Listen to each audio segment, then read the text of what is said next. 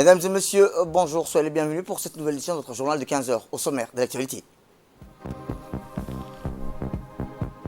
À la une de l'actualité nationale, le Premier ministre a rencontré l'association des étudiants à Tunisie.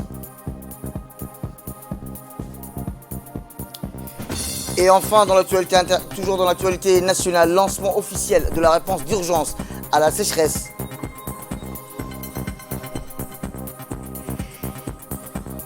Et enfin, dans l'actualité internationale, en Libye, le calme est revenu dans la capitale, à Tripoli. C'était les titres. Merci si vous nous rejoignez. Eh bien, je vous dis dans le titre, le Premier ministre, M. Abdelkader Kamil Mohamed, a rencontré en marge de la conférence de la TICAD à Tunis l'association des étudiants et stagiaires djiboutiens. En effet, ils sont au total près de 250 étudiants djiboutiens présents sur le sol tunisien pour des cursus universitaires variés. Le Premier ministre, M. Abdelkader Kamil Mohamed, a donc voulu apporter avec cet échange son soutien et le soutien sans faille du président de la République, son Excellence Ismaël Omar Guelleh, à cette jeunesse djiboutienne qui sera sans aucun doute les futurs responsables de l'administration djiboutienne. Ce fut également un moment de partage avec le Premier ministre qui a écouté avec soin les demandes de ces jeunes et leur apporté éventuellement les réponses à leurs questions. Notons enfin que cette association œuvre à l'épanouissement et à l'intégration des étudiants djiboutiens en Tunisie et aide aussi et surtout à développer l'entraide entre les étudiants et stagiaires djiboutiens. Durant leur cursus universitaire, ont assisté à cette rencontre le directeur du cabinet du Premier ministre, l'ambassadeur de Djibouti à Paris, M. Saïd Moussa Yahya,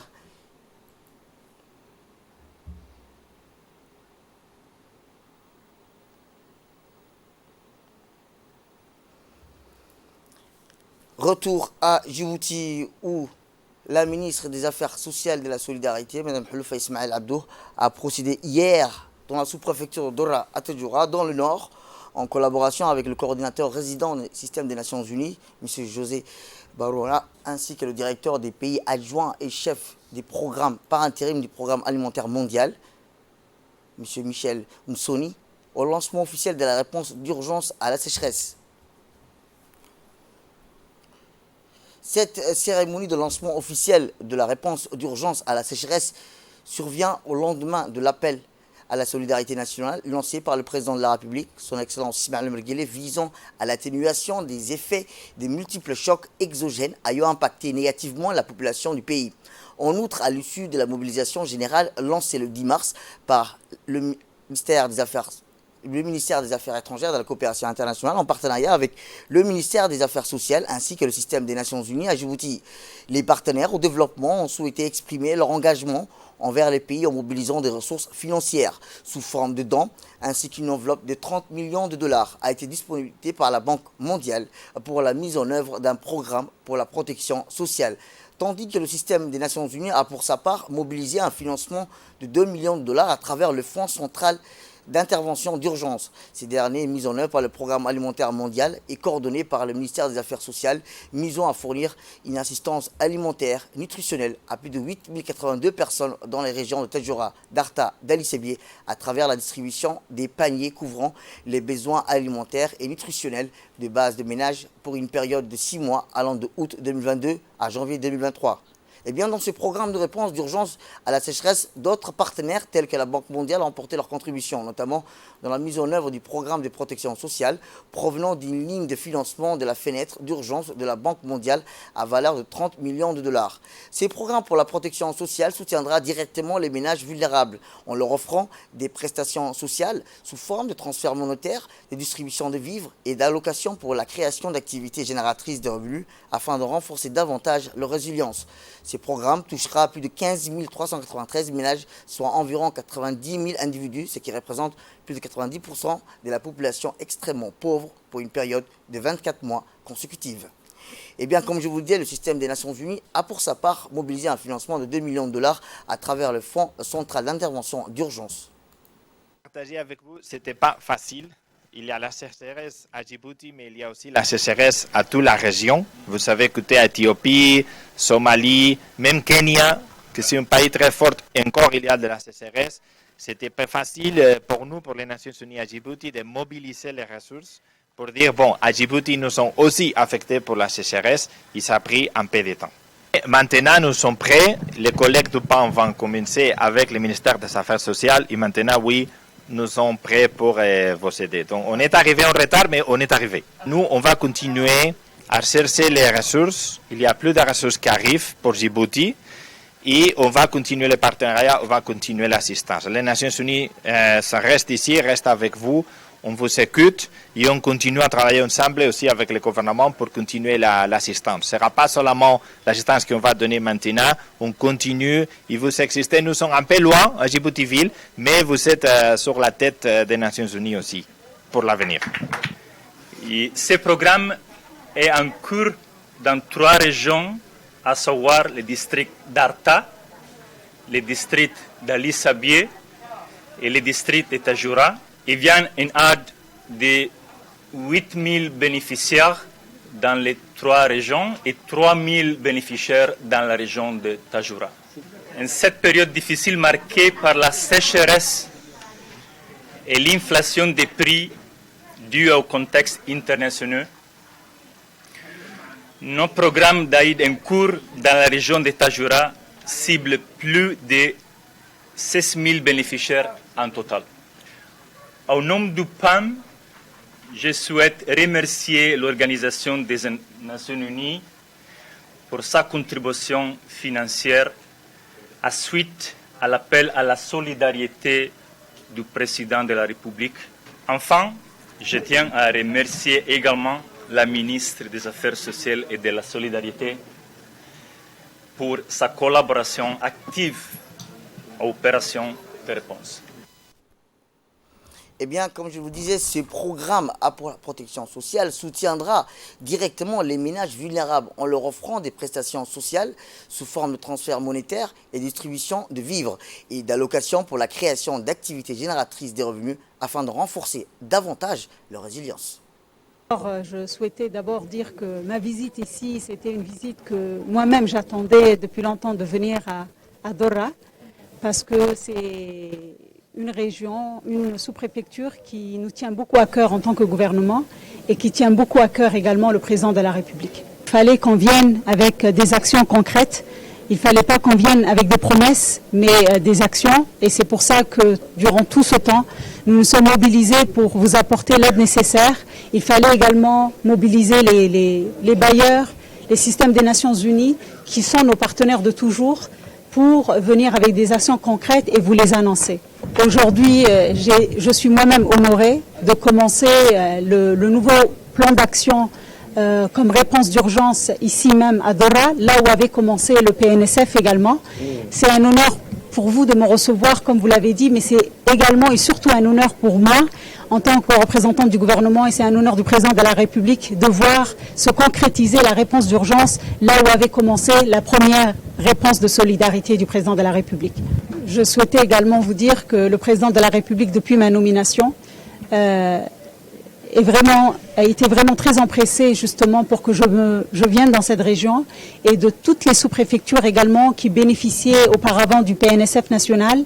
Et il voulait le plus rapidement possible que je vous apporte la réponse de la conversion de cette réponse, de cette solidarité nationale que nous donnions auparavant, en la convertissant en des actions beaucoup plus autonomisantes, en des actions beaucoup plus réelles, et pour les améliorer. Et quoi de meilleure région ou de sous-préfecture par laquelle commencer? Il faut d'abord commencer par là où avait commencé le PNSF national pour vous expliquer quel est le nouveau projet et quelle est la nouvelle adaptation. Nous avons donc mobilisé des fonds nationaux. Comme vous savez, c'est d'abord le gouvernement qui a initié le Fonds de solidarité nationale. Aujourd'hui, tous les bénéfices que tire notre pays de son investissement étranger, également de tous les investissements portuaires que vous voyez à Djibouti-Ville, bénéficient directement au Fonds social national de solidarité, le FSN. Et aujourd'hui, on est à hauteur de 10 millions de dollars, qui veut dire 1,8 milliard francs Djibouti, qui est destiné uniquement aux populations qui en ont le plus besoin, donc destiné à vous. Donc, juste un chiffre qui va vous montrer quelle importance nous vous donnons. Vous étiez à plus de 800 bénéficiaires du PNSF national. Aujourd'hui, vous êtes 977. Et bientôt, Inch'Allah, avec le fonds justement de la Banque mondiale que nous allons déployer, on va faire atteindre à la population de Dora les 1000 bénéficiaires.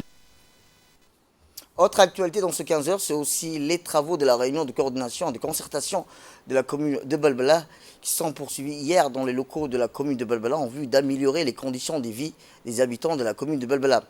Les travaux de cette réunion de concertation ont été présidés par le maire de Djibouti-Ville, M. Sirid Daoud Ahmed, le sous-préfet du 5e arrondissement, le président de la commune de Balbala et a aussi réuni les forces vives de la population, à savoir les élus locaux, les membres des conseils des quartiers, les leaders des tissus associatifs et chefs des quartiers de la commune de Balbala.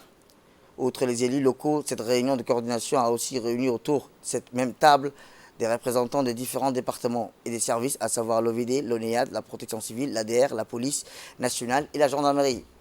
Plusieurs points ont été à l'ordre du jour de cette réunion, à savoir l'insalubrité, les garages sauvages, les écoulements des eaux usées des quartiers et les réhabilitations des routes après les pluies diluviennes, la lutte contre la délinquance juvénile, la prolifération des incendies et les manques de sensibilisation face à cette fléau.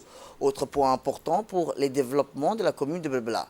Au cours de cette réunion, le maire de Djibouti-Ville a insisté sur l'insalubrité près des établissements scolaires qui ouvriront les portes très prochainement et à la réhabilitation des routes pour les milliers d'enfants qui vont reprendre le chemin de l'école. Cette réunion de coordination et de concertation va permettre de mieux servir la communauté à être à l'écoute de la population en vue d'améliorer les conditions de vie des habitants, mais aussi de leur assurer un environnement propre, sain et durable. De son côté, le maire de la ville de Djibouti a insisté que l'ensemble des services techniques déploient leurs moyens sans ménage les efforts afin d'apporter des solutions plus adéquates aux besoins de la communauté. Notre réunion de coordination pour mieux être plus proche à la population de la commune de Balbala qui va s'étaler sur les autres communes aussi, la commune de Belaous, la commune de Razdika. Mais c'est la politique de notre président de la République de mieux coordonner, de mieux servir, de travailler pour nos populations, d'être proche à la population, de recenser les problèmes de la population de la commune de Balbala, dont nous allons transmettre aux autorités concernées. Parce que le rôle des conseillers communaux, c'est de faire un approchement entre la population et le gouvernement, qui travaille pour le bien-être de la population, pour qu'on œuvre bien et qu'on essaye d'harmoniser nos actions. Je suis très content aujourd'hui qu'autour de cette table, nous avons tous les acteurs de la commune de Balbala et on les remercie infiniment qu'on soit toujours ensemble et qu'on essaye de se réunir tous les 15 jours pour identifier et apporter des solutions à tous les problèmes sociaux, sécuritaires et humanitaires. Et surtout le développement de la commune de Balbala. Il faut qu'on essaye de coordonner, de faciliter à tous les projets qui se réalisent dans la commune de Balbala. Et je crois que c'est dans cet esprit-là que nous pourrons atteindre nos objectifs. Eh bien, dans le cadre de la mise en application des nouvelles directives de lutte contre le commerce illicite, les agents douaniers et soldats des forces de sécurité et de défense continuent d'infliger des coups de boutoir aux trafiquants. Ainsi, les dirigeants douaniers du point de contrôle de PK51, renforcés par leurs collègues de la gendarmerie routière, ont intercepté un camion Ben de type Sinotruck transportant plus de 14 colis de 4 de contrebande. Lors d'une opération de fouille, agents douaniers, gendarmes ont découvert avec stupéfaction cette nouvelle méthode d'importation anarchique de 4 en République de Djibouti. Il s'agit de 14 colis contenant chacune plus de 200 kg de 4, le tout dissimulé dans une lourde charge de sable. Selon la procédure en standard, la totalité de la cargaison a été détruite sur place. Autrefois, fait marquant de la lutte contre la marché noir, la division douanière de la région d'Arta a procédé hier à la présentation et à la confiscation légale des produits non estampillés interceptés par les militaires du bataillon d'intervention rapide BIR, base à la localité d'Al-Ouné, en région d'Arta.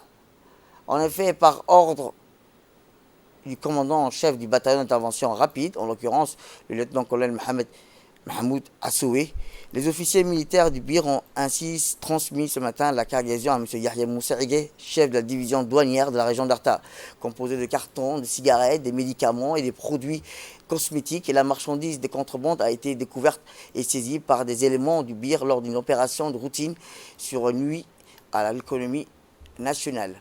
Ces produits mal conservés aux dates de prépension douteuses sont également très dangereuses pour la santé des consommateurs et de ce fait, toute personne prise en flagrant délit encourt à des peines allant de 6 mois pour voir à de nombreuses années de prison ainsi que de lourdes amendes. Une procédure d'enquête étant en cours, la totalité de ces objets légalement confisqués vont servir de preuve, pièces à charge devant la justice. On transférera la quantité saisie à la douane nationale, à la division régionale d'Arta. Le sergent Hamza Mohamed Jama a indiqué que la lutte contre la cargaison commerce illicite faisait partie de leur mission et c'est tout l'étendue du territoire, leur secteur de responsabilité. Lors de son intervention à l'occasion de cette opération de destruction de la saisie, M. Yahya Moussaïgué, chef de la division douanière de la région d'Arta, s'est félicité, rappelons-le, à la réussite de la mission et a lancé une mise en garde des trafiquants qui souhaitent que cette marchandise de contrebande a été interceptée lors d'une mission de routine et de la lutte contre le trafic des marchandises illicites, en dépit d'un agenda très chargé, notamment en matière de formation et d'instruction des soldats. Le BIR ne ménage aucun effort pour nous soutenir, a-t-il rappelé, main forte dans la lutte contre le trafic illicite. Ainsi, au nom du directeur général, a-t-il rappelé, M. Yahya Moussaïgué, de la Direction générale des douanes et des droits indirects, en l'occurrence, M. Gouled Ahmed Youssouf, je tiens à féliciter nos vaillants militaires, a-t-il conclu. Et dans notre mag cet après-midi, en plein cœur du centre-ville, quelques mètres du jardin public, se trouve un marché qui n'est peut-être pas connu par bon nombre des Djiboutiens. Des produits artisanaux et des nouvelles créations qui reflètent toute la diversité de la culture djiboutienne.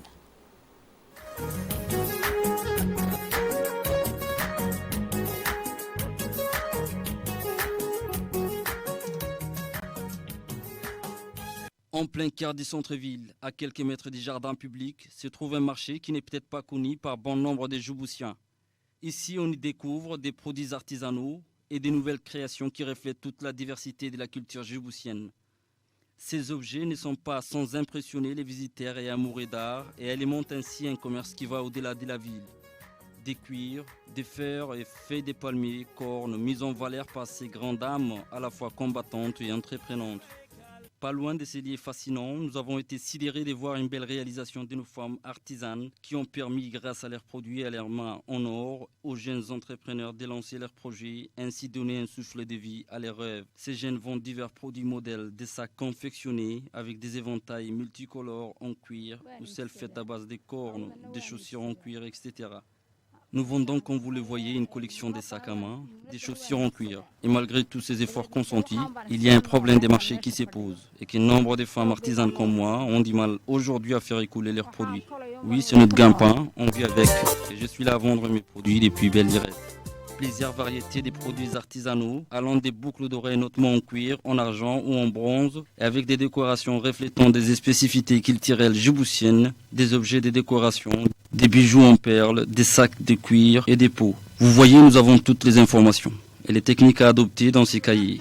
Moi, j'ai fait la couture et si les clients souhaitent acheter des chemises ou des petits jupes pour ses enfants, nous respectons la mesure indiquée dans ces cahiers ainsi que la méthode appropriée. Cependant, c'est aux clients de demander à ce qu'on leur confectionne leur propre modèle s'ils veulent apporter des modifications en fonction de ce qu'ils souhaitent avoir comme produit fini. On laisse les choix aux clients, explique la coutière Hawa. Rappelons que ces femmes ont décidé de s'investir dans ces domaines pour non seulement redonner l'espoir et le goût du travail aux artisans, mais aussi revaloriser et promouvoir des produits locaux djiboutiens afin de les positionner à l'échelle internationale. Au-delà du business, ces produits exposés reflètent en effet les merveilles culturelles et artistiques des Djibouti, mais aussi les acquis des différentes formations que nos femmes artisanes ont bénéficié durant les années passées. Une volonté émancipatrice qui tend à redonner à ces dames la place qu'elles méritent dans la société djiboutienne. C'était l'appel à la prière Et dans l'actualité internationale, tir d'armes à explosion, la zone verte de Bagdad a sombré dans le chaos ce lundi en cause de la décision du leader chiite Mortaba Sadr et s'est retiré définitivement de la politique, laissant libre cours à ses partisans. Ces derniers ont pris d'assaut le palais de la République. Au moins 23 d'entre eux ont été tués par balles et plusieurs centaines d'autres blessés lorsque les forces de l'ordre ont tenté de les disperser. Plus tard dans la soirée, au moins 7 obus de mortiers sont tombés dans cette zone ultra sécurisée qui abrite des ministères et notamment l'ambassade américaine. Et à Kiev, Kiev annonce avoir lancé son offensive majeure pour Kherson. Moscou assure que c'est un échec. Prudence mais espoir chez les Ukrainiens. Kiev a lancé une offensive majeure pour reprendre le contrôle de la ville de Kherson dans le sud du pays, occupée par la Russie depuis le début de la guerre.